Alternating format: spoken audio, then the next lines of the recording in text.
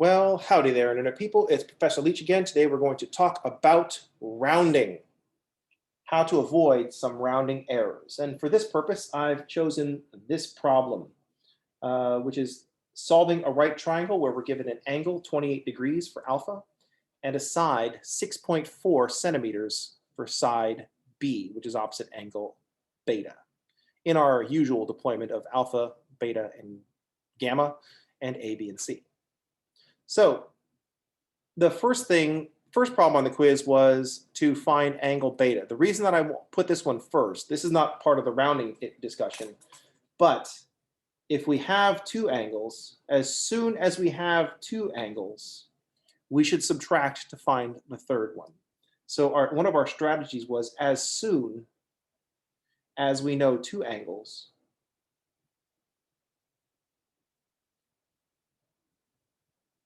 we should subtract to find the third.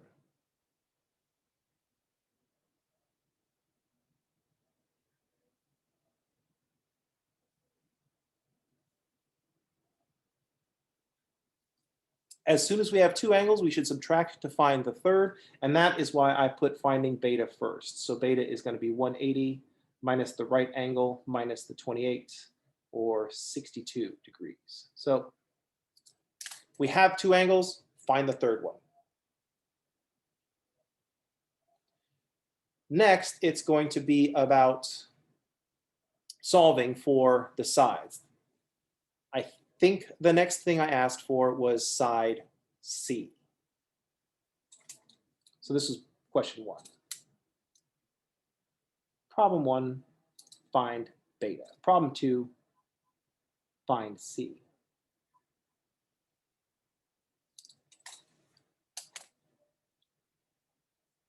All right, so we have only one side, so Pythagorean theorem is off the table. We do not get to Pythagorean theorem our way out of this. We've only got one of the sides. But we have all the angles, so we can use a trig function. We need to pick one of the angles that we're going to use. Since 28 is given and not rounded, let's use 28. Okay, so we have all the angles, so we can read the 6.4 as being adjacent to 28 or opposite the 62. So I want to write down the thinking that goes into this. So even though this problem took most of y'all like 5 minutes to do, I need to talk about it too much because that's just in my nature. You can imagine what kind of a dungeon master I am. If you guessed the kind that talks too much, you are correct. So we can read the 6.4 as adjacent to 28 or opposite 62. So B equals 6.4 is adjacent to 28 and opposite the 62 degrees. My preference is to use as much given information, use the given information whenever possible because it hasn't been rounded. We didn't round the 62, so either one of these will be just fine. Okay, so my preference is to use given information whenever possible. We should prefer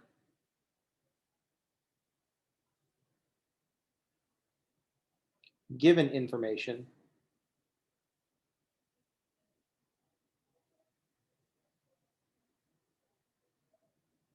whenever possible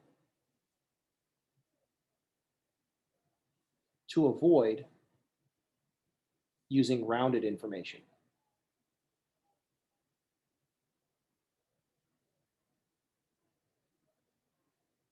In this case, the 62 hasn't been rounded, so it's just as good as the 28. So the 6.4 is adjacent to the 28 and opposite the 62, and C is the hypotenuse. C is hypotenuse.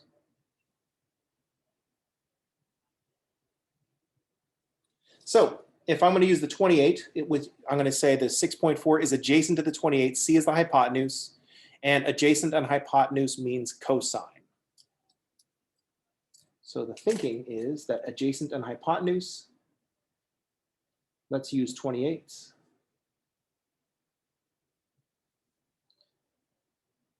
adjacent and hypotenuse. Adjacent and hypotenuse means cosine.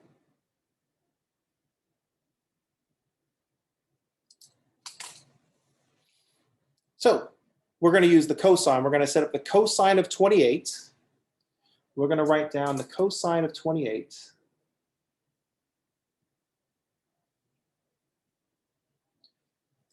is the opposite, 6.4, over the hypotenuse, which is what we're looking for. So notice I've not used any rounded information. 6.4 was given as 6.4, 28 is given as 28. So this means that if I want to solve for c, c is in the denominator, so I multiply by c and I would divide by the cosine of 28. So in between, we would say c cosine 28 is 6.4. And then that means that c is 6.4 divided by the cosine of 28. Some of us made a mistake of just multiplying the 6.4 times the 28. But we need to take the 6.4 and divide it by the cosine of 28. So notice if I multiply both sides by c, then I need to divide by the cosine of 28 to get c by itself. So this works out to some value. So I'm going to punch it into my calculator.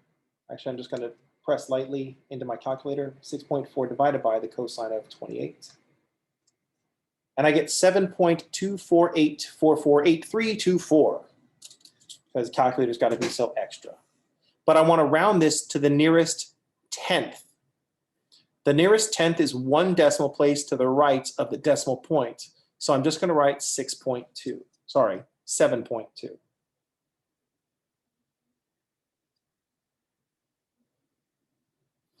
And I'm going to do like a bunch of y'all and forget to write that this is 7.2 centimeters as well. I didn't take off for not writing centimeters. I don't know why that's where I drew the line. That's just where I did. So this is from 7.24844 and so on. If you want to round to the nearest tenth, you look at the hundredth spot. So the number on the calculator was 7.248448324.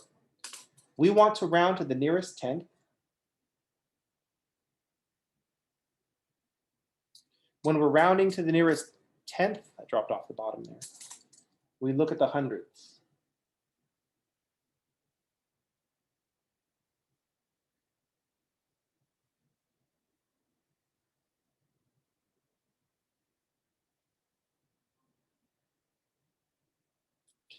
The hundredths decide how to round the tenths. It's the hundredths that tell us how to round the tenths. So the hundredth is a 4, and that says keep the 2. Here's how rounding works. If you've passed halfway, keep going. If you haven't passed halfway, go back. That's how you should think about rounding. So the rounding thinking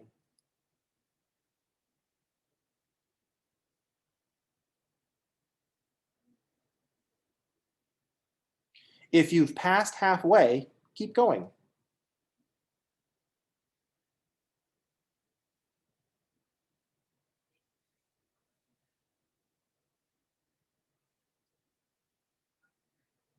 If you've passed halfway, that's at a 5 or more, keep going.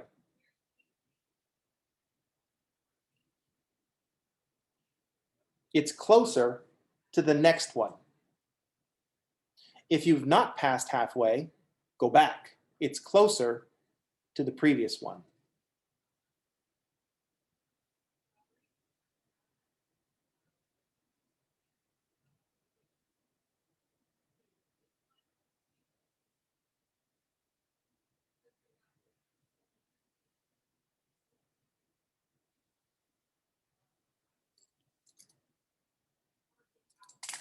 If you passed halfway, that's more than 5, then keep going.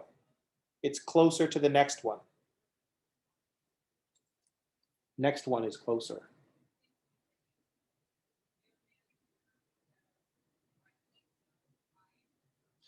If you haven't passed halfway because the next digit is 4 or less, then you go back because the previous one is closer.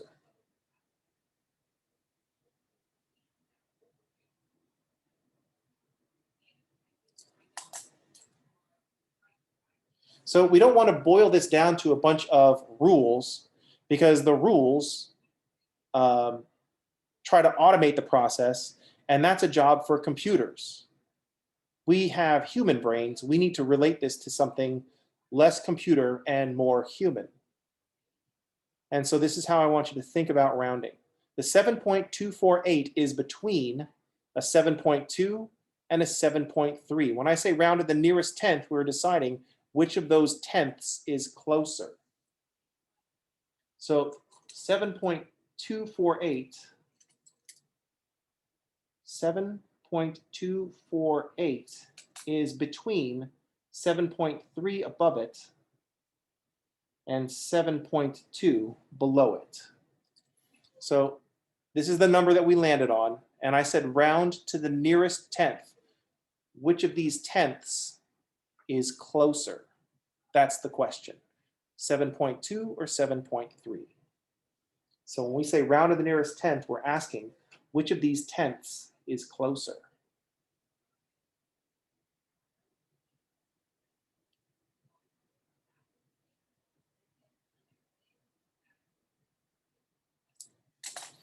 $7.2 is closer.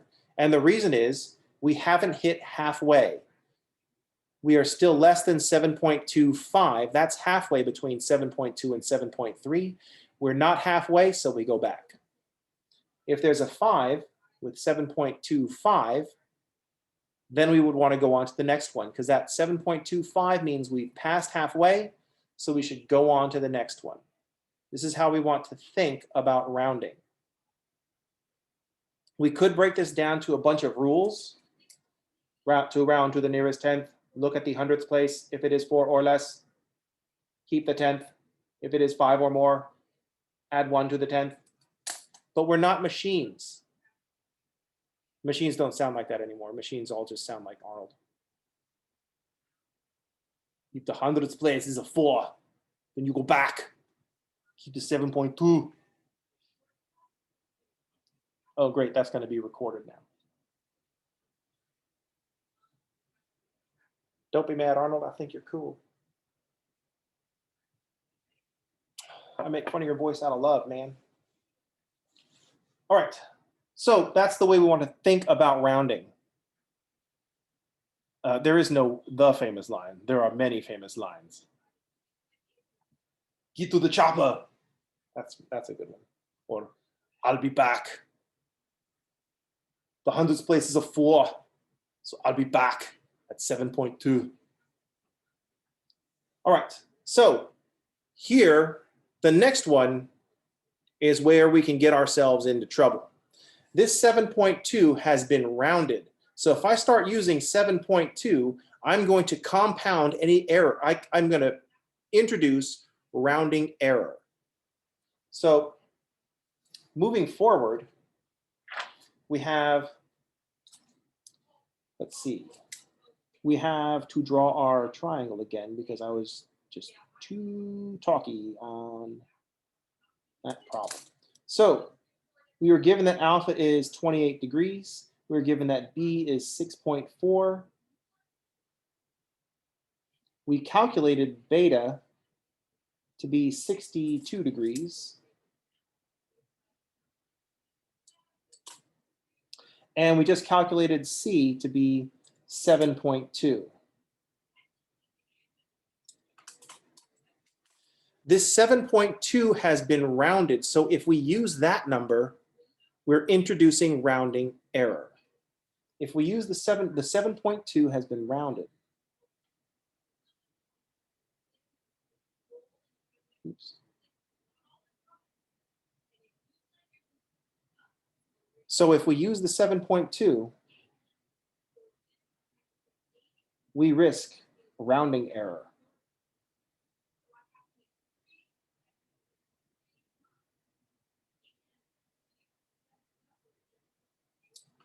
We introduce the rounding error if we just use the 7.2 part of the 7.2. So let's talk about strategies of avoiding rounding error.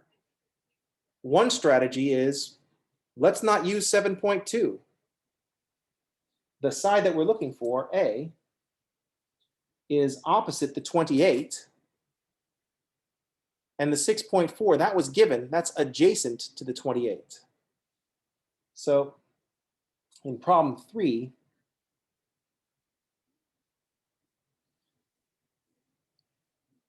we could just use tangent. A is opposite. So when it says find A, we could say that A is opposite the 28 degrees, and B is adjacent to 28 degrees. So we'll use tangent because tangent involves opposite and adjacent. Opposite and adjacent means tangent.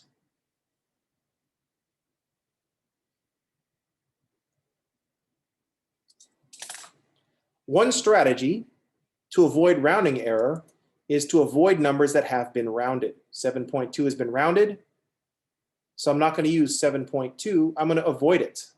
That's one strategy. And I'm going to set up the tangent of 28 is opposite A over adjacent 6.4. And now we are just going to multiply, because to solve for A, it's being divided by 6.4, so I multiply. So A is 6.4 tangent 28.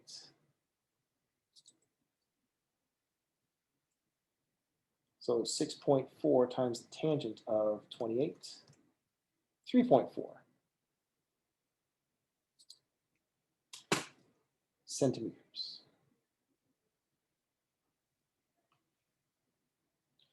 So here we use the strategy of avoidance so we don't risk rounding error. We avoided rounding error by avoiding the rounded numbers. We avoided the rounding error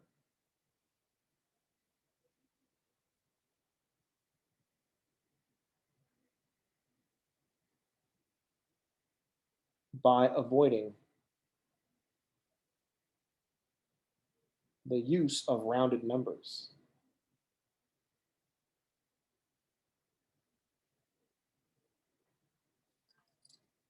Here we avoided rounding error by avoiding the use of rounding values. 7.2, that seems dangerous. So I don't want to use it. We could also avoid rounding error by avoiding using rounded numbers, by using more places. So strategy number 2,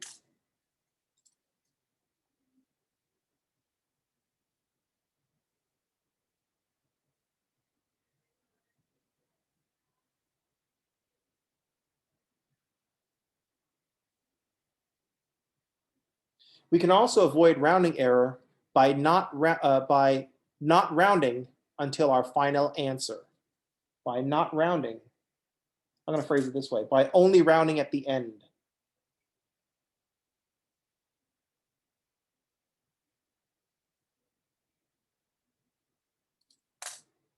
Avoid using rounded values by not rounding them. So we might use the strategy of, say we have two sides, we have 6.4 and the 7.2. So we might want to use the Pythagorean theorem. That's another option. So I have B equals 6.4 and C is equal to 7.2. That's been rounded.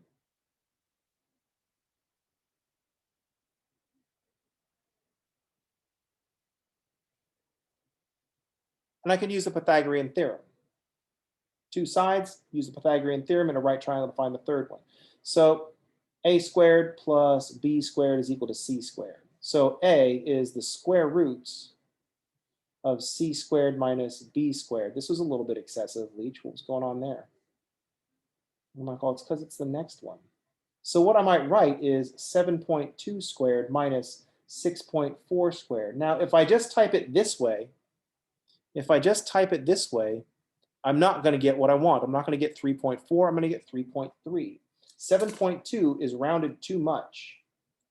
So notice, if I do a square root of 7.2 squared minus 6.4 squared, if we just type it this way with the rounded 7.2, we end up with 3.3, which is not what we want. That's incorrect. So it's 3.3, but that's because the 7.2 is too rounded. We get the wrong answer with the rounded value of 7.2.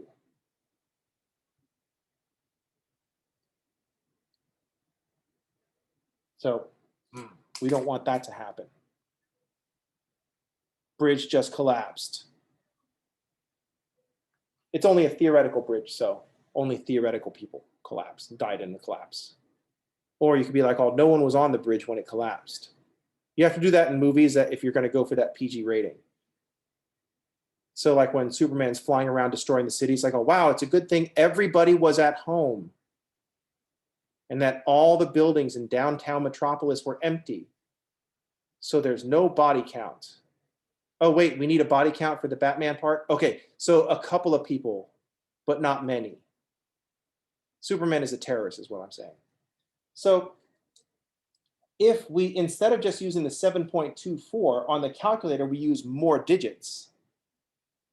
We might write this, but on our calculator, we're going to use more digits.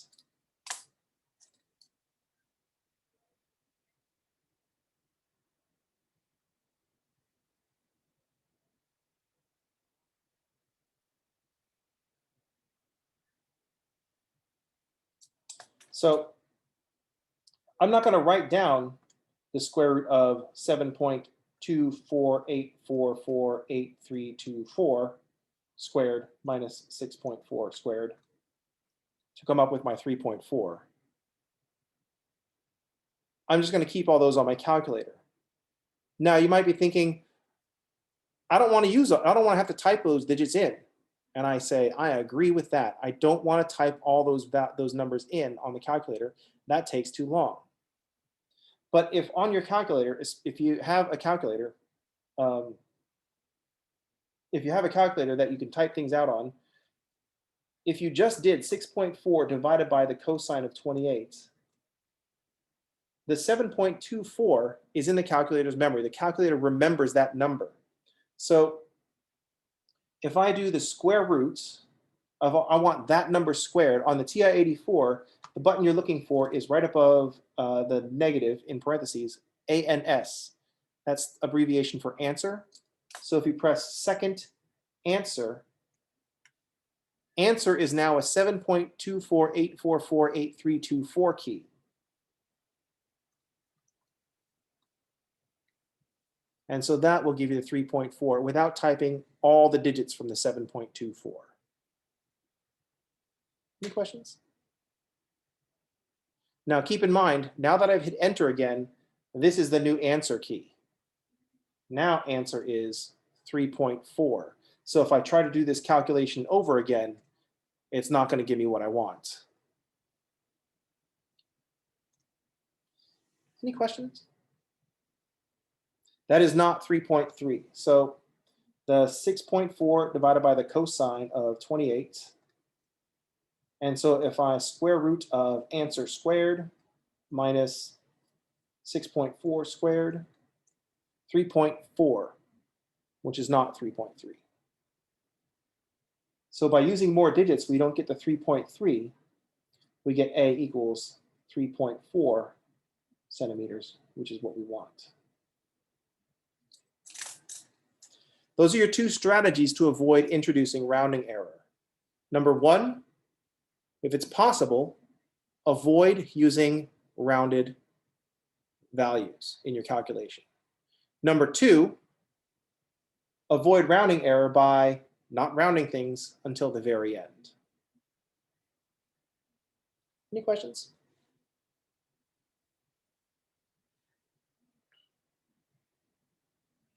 All right. How's everybody okay?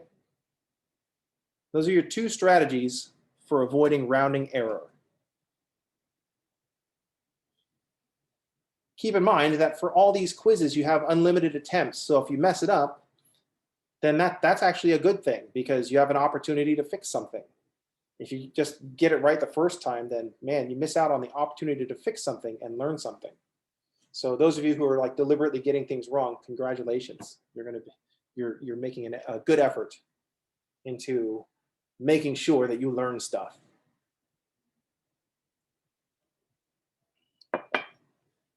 Any questions?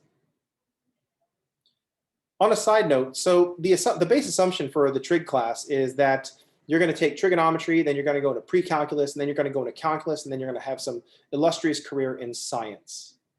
So this is actually good practice for doing science, because science is about, let me try this. Well, that didn't work. Let me try this. That didn't work. Let me try this. That didn't work. For years, decades, maybe your entire life. If you can't be told that didn't work and then just go back and then do it again, science is not going to be for you. That makes sense? So there's a lot of tension between students and teachers, especially math teachers. But when I give you 0 points, it's not like, I'm making fun of you or I'm trying to be mean. I'm just saying, no, try again. No, try again. No, try again. Yep, until you get it right. Because that's how we learn things. I have a question. Yes. So, in terms of finding side A, Yeah. for number 3, if Yes. I'm doing Pythagorean theorem and I'm plugging in hypotenuse squared, what is that supposed to look like? Because you said that we don't use the rounded So number from. when we go to make the calculation, we might write down the 7.2, but if we just do square root of 7.2 squared minus the 6.4 squared, we get the wrong answer. We get 3.3. Yeah. We did the right thing, but we used bad information. 7.2 has been rounded off too much. That's too far off. The more digits we use, the better we get. Remember, we're going for 3.40294033. The more digits that we use, the closer our answer is going to get. So the more detail I put into that 7.2, the closer our answer will get. Okay. So just pretty much use as many as I can. Yeah. And we can avoid having to type in lots of digits and figuring out which ones, how many is enough. Oops, that's way up there now. By using the answer key, using the previous, and not actually having to type this number out again. So second answer, that is a button now that means 7.248448324. So now in our calculation, I can just go second answer squared minus 6.4 squared. And that used 7.248448324.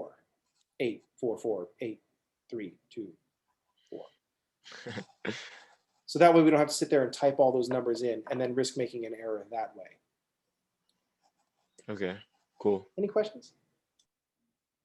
That was the other most common error that was happening on these quizzes. People were just typing things in their calculators incorrectly. All right, I do want to make one final note, kind of going back. Sometimes we're going to be solving for, when we're solving for, notice that we were solving for A, the numerator in our equation here. And so A was 6.4 times the tangent of 28. In the previous problem, we were solving for the hypotenuse, which is the denominator of this fraction. And so C was 6.4 divided by the cosine of 28. So we got to be careful about what we're solving for. If we're solving for the denominator, this cosine ends up in the denominator. Here's why. Here's an easy way to think about how that's related. Whoop. Disaster. I'm glad that part got recorded. If you had a professional teacher, things like this wouldn't happen, but y'all are stuck with me, so. Think about the relationship between multiplication and division. When I write something like 2 times 3 equals 6, we actually have more information than just this one thing.